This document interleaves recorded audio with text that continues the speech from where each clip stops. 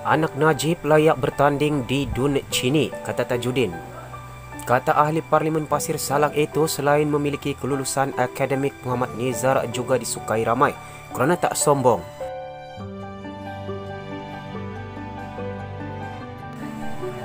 Anak kepada bekas Perdana Menteri Najib Razak layak untuk bertanding sekiranya dia dicalonkan oleh BN bagi mempertahankan kerusi Dewan Undangan Negeri Dun Chini. Anggota Majlis Tertinggi UMNO Tajudin Abdul Rahman berkata, selaku Ketua Pemuda UMNO Pekan, Muhammad Nizar Najib mempunyai kelayakan untuk bertanding dalam PRK itu. Bagaimanapun, kata Tajudin, perkara itu belum diputuskan pocok pimpinan BN dan menyifatkan Muhammad Nizar akan menjadi pertaruhan hanya bersifat spekulasi. Ada dengar ura-ura kemungkinan jadi calon. Dia ada tempat dalam parti. Dia Ketua Pemuda UMNO bahagian dan layak jadi calon. Dia pun ada kelulusan, hubungan dengan rakyat bagus. Rakyat suka dia sebab tak sombong, katanya ketika ditemui selepas melawat depo transit aliran masa MRT di Sungai Buloh petang tadi. Kerusi Dun Chini kosong susulan kematian penyandangnya Abu Bakar Harun, 60 tahun di Hospital Kuala Lumpur HKL akibat serangan jantung selepas terjatuh dan mengalami sesak nafas di Bangsar pada 7 Mei lalu. Suruhanjaya Pilihan Raya SPR tarik penamaan calon pada 20 Jun ini. Jika ada pertandingan, PRK itu akan diadakan pada 4 Julai, manakala untuk pengundian ialah pada 30 Jun. Pengerusi BN Pahang Wan Rosdi Wan Ismail mengesahkan bahawa UMNO akan meletakkan calon pada PRK berkenaan. Antara nama yang disebut akan dipertaruhkan BN ialah Muhammad Nizar. Malah nama anak Najib itu sudah dicadangkan oleh pemuda UMNO Pahang yang berpendapat ahli politik berusia awal 40-an terbabit memiliki ketokohan yang sesuai sebagai pemimpin. Pada PRU ke-14 yang lalu, Abu Bakar menang dengan majoriti 4,622 undi, menewaskan calon PAS Muhammad Fadil Nur Abdul Karim yang memperoleh 5,405 undi dan calon PKR Muhammad Razali Itnain yang mendapat 1,065 undi. Abu Bakar memperoleh keseluruhan 10,027 undi. Ditanya sama ada beliau menyokong Muhammad Nizar dicalonkan, Tajudin berkata, sesiapa sahaja yang menjadi pilihan asalkan diterima rakyat, wajar dimenangkan di sini. Saya sokong siapa juga yang diterima oleh rakyat. Kalau dia diterima oleh rakyat, saya sokong, katanya. Berikut adalah paparan keputusan pertandingan di PRU 14 yang lepas. Kita beralih ke perkembangan berita yang berikutnya. Kemelut bersatu tak jejas pentadbiran PN, kata Tajudin. Muhyiddin akan melakukan sesuatu untuk pertahankan diri dan sebagai Perdana Menteri, beliau ada keupayaan untuk mendapatkan sokongan, katanya lagi.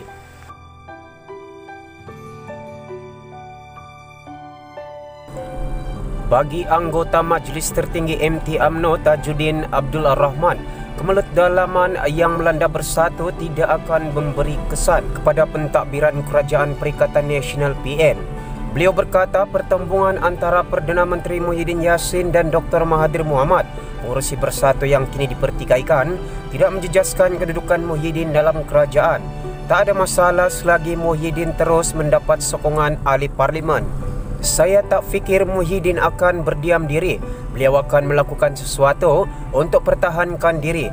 Beliau Perdana Menteri dan ada banyak keupayaan untuk mendapat sokongan, katanya ketika ditemui selepas melawat depo transit aliran masa MRT di Sungai Buloh petang tadi. Pertembungan mereka berdua berlaku sekitar Lengkah Sheraton apabila Mahathir tidak setuju dengan langkah Muhyiddin membuat bersatu keluar PH. Pada 28 Mei lalu, menerusi surat yang ditandatangani Setiausaha Kerja Bersatu Muhammad Suhaimi Yahya, keanggotaan Mahathir dan beberapa lagi yang menyokongnya, Mukhris Mahathir, Dr. Masli Malik, Amiruddin Hamzah dan Syed Saddiq Syed Abdul Rahman dihentikan serta-merta atas sebab duduk di blok pembangkang semasa persidangan Dewan Rakyat pada 18 Mei lalu.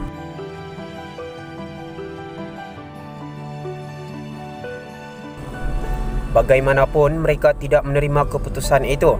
Dalam satu kenyataan bersama hari ini, mereka berkata, Muhyiddin dan 6 lagi anggota Parlimen Bersatu telah melanggar etika parti dan perlu dihadapkan ke lembaga disiplin. Dalam pada itu, Tajuddin yang baru dilantik sebagai pengerusi kumpulan prasarana mempertahankan pelantikan pengerusi UMNO Selangor Noor Omar sebagai pengerusi baru subsidiari Petronas MISC Berhad bagi menggantikan Abdul Halim Mohyidin.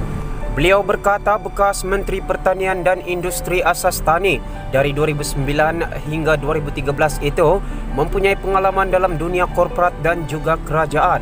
Noor mempunyai pengalaman yang lama dalam kerajaan, pengalaman wakil rakyat dan juga pengurusi entiti kerajaan sebelum ini. Memang syarikat merupakan entiti perniagaan. Bagaimanapun pengalaman dan pengetahuan juga penting. Letak ahli politik yang tidak memiliki apa pengalaman ia tidak memenuhi. Saya adalah sikit-sikit pengalaman, berniaga kecil-kecil, malas nak cakap besar. Saya tak mau masuk bakul angkat, kata ahli parlimen Pasir Salak itu. Antara Mahathir dan Zahid, siapa bohong? Melainkan wujud masalah komunikasi atau salah faham, jelas salah seorangnya berbohong.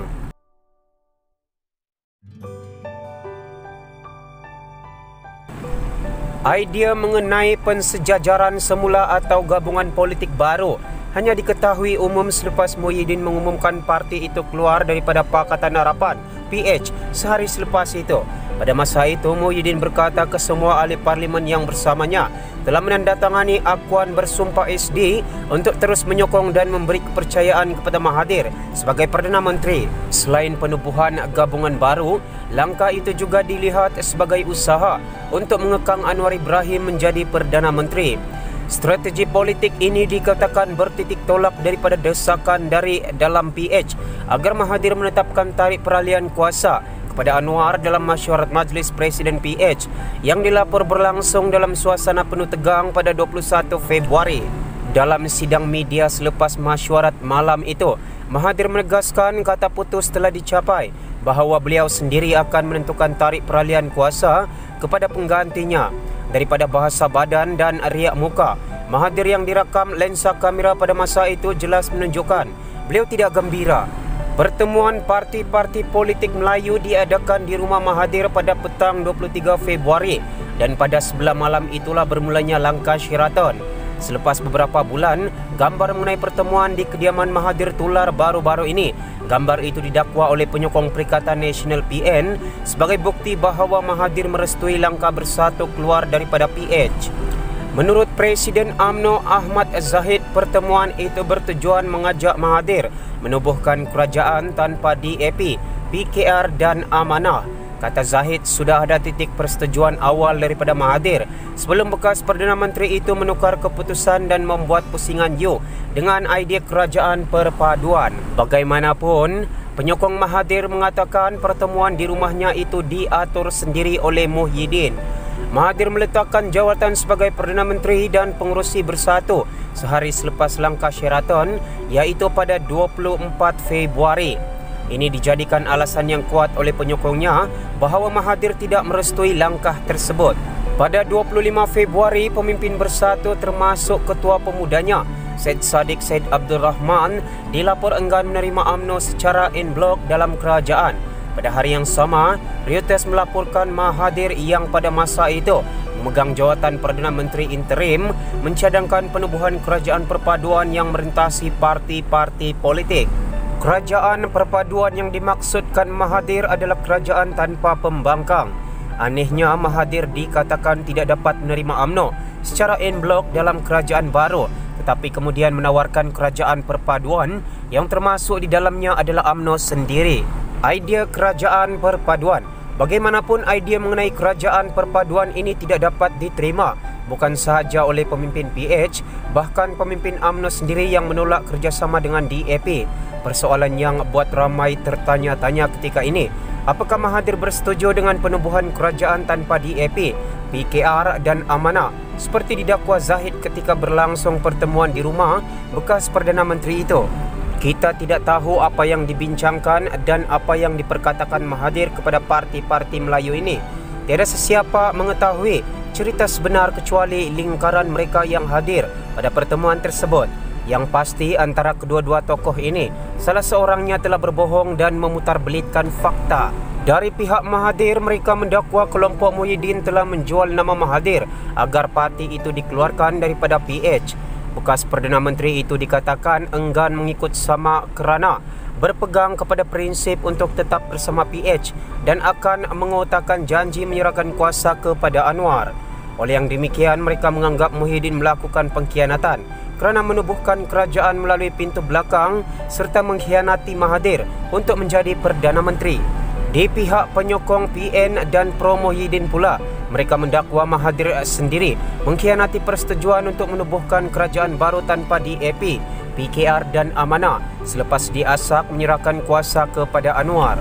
Rentetan peristiwa. Untuk memahami bagaimana krisis politik itu bermula, kita harus melihat kronologi dan rentetan peristiwa yang berlaku sejak kekalahan BN di tangan PH pada PRU 2018. Hanya kira-kira sebulan selepas kekalahan BN, veteran UMNO Tengku Razalex Hamzah yang pada masa itu menjadi calon bagi jawatan Presiden UMNO membayangkan kerajaan PH tidak akan bertahan lama.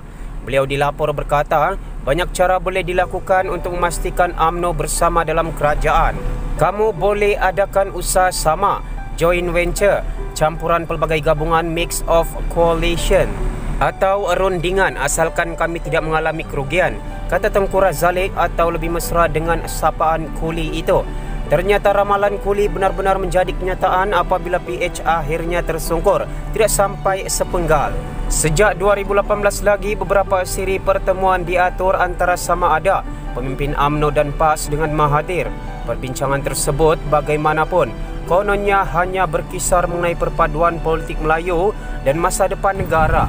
Bahkan Zahid sendiri dilapor beberapa kali bertemu Mahathir, namun menafikan kerjasama UMNO dengan bekas Perdana Menteri itu.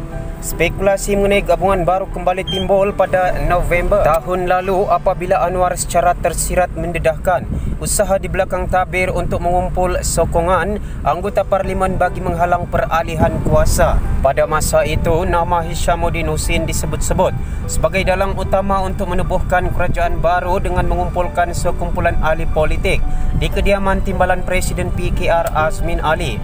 Penyokong Mahathir dan PH melihat ia sebagai usaha menyelamatkan pemimpin-pemimpin UMNO, terutama Najib Razak dan Zahid sendiri yang sedang berhadapan perbicaraan rasuah di mahkamah. Dalam masa yang sama, sokongan pengundi terutama orang Melayu terhadap PH semakin merosot dengan kekalahannya dalam beberapa pilihan raya kecil. Dengan beberapa isu yang dilihat gagal ditangani dengan cermat oleh PH mengakibatkan UMNO BN menjadi kembali popular. Mahathir sendiri memberi bayangan 2 bulan sebelum kerajaan PH tumbang bahawa PH mungkin menjadi kerajaan sepenggal sekiranya gabungan itu tidak berubah. Kita kalah 5 pilihan raya kecil dan mereka masih tidak faham. Saya beritahu mereka, dalam demokrasi kamu perlu sokongan kuat orang ramai. Beliau dipetik berkata kepada pemberita di Langkawi. Dari semasa ke semasa, Mahathir dikatakan menerima tekanan daripada kelompok pro Anwar dalam PH untuk segera menyerahkan kuasa kepada Presiden PKR. Kesempatan ini diambil oleh Mufakat Nasional untuk mengikrarkan sokongan kepada Mahathir agar kekal menjadi Perdana Menteri. Pada 20 Januari, Mahathir dilapor berkata, beliau sentiasa terbuka dalam membentuk kerjasama dengan mana-mana pihak termasuk PAS jika perkara itu memberi banyak manfaat kepada negara. Sokongan PAS dibuat di tengah desas-desus bahawa beberapa pihak dalam PH mendesak Mahathir melepaskan jawatan pada Mei setelah genap 2 tahun mentadbir negara. Pada Februari, PAS sekali lagi menyatakan sokongan kepada Mahathir dengan mahu membawa usul percaya kepadanya di Parlimen. Dari satu segi, langkah PAS sebagai sebuah parti pembangkang untuk membawa usul percaya kepada Mahathir dilihat aneh.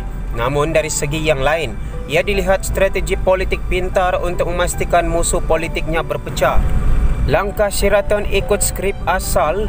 Apakah langkah Sheraton yang membuat kepada tumbangnya kerajaan PH telah direncanakan lebih awal sebelum mesyuarat Majlis Presiden PH? Jika ia dirancang lebih awal, apakah ia mengikut pelan yang asal?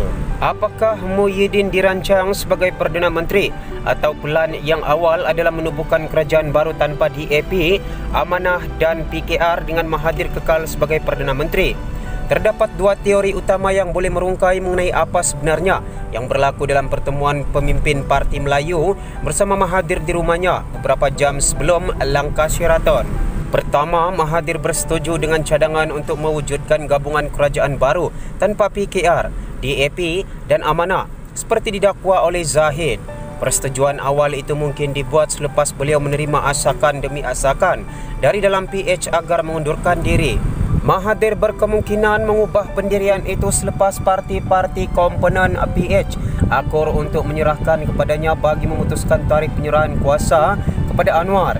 Oleh sebab itu, beliau menawarkan kerajaan perpaduan yang kemudian ditolak oleh UMNO. Teori kedua, Zahid yang sebenarnya berbohong apabila mengatakan Mahathir bersetuju pada awalnya untuk menubuhkan gabungan baru.